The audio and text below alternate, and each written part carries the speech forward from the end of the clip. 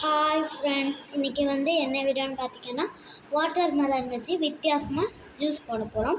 அதுக்கு நம்ம பாலை காய்ச்சி ஆற வைக்கணும். பாலுக்கு தேவையான சுகர் ஆட் பண்ணிக்கணும். அதை நல்லா மிக்ஸ் பண்ணிக்கணும். சுகர் கரையிற வரைக்கும் நம்ம மிக்ஸ் பண்ணணும்.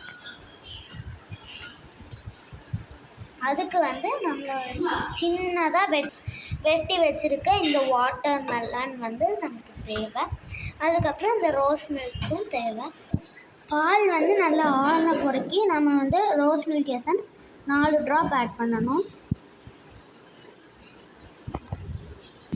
இப்போ நம்ம வெட்டி வச்சுருந்த வாட்டர் மெலனை அதில் போடலாம்.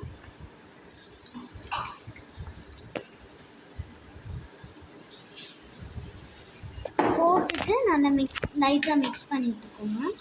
இப்போ வாங்க நம்ம இதை ஃப்ரிட்ஜில் வைக்கலாம். இப்போ நம்ம ஐஸில் வச்ச ஜூஸை கப்புக்கு ட்ரான்ஸ்ஃபர் பண்ணலாம்.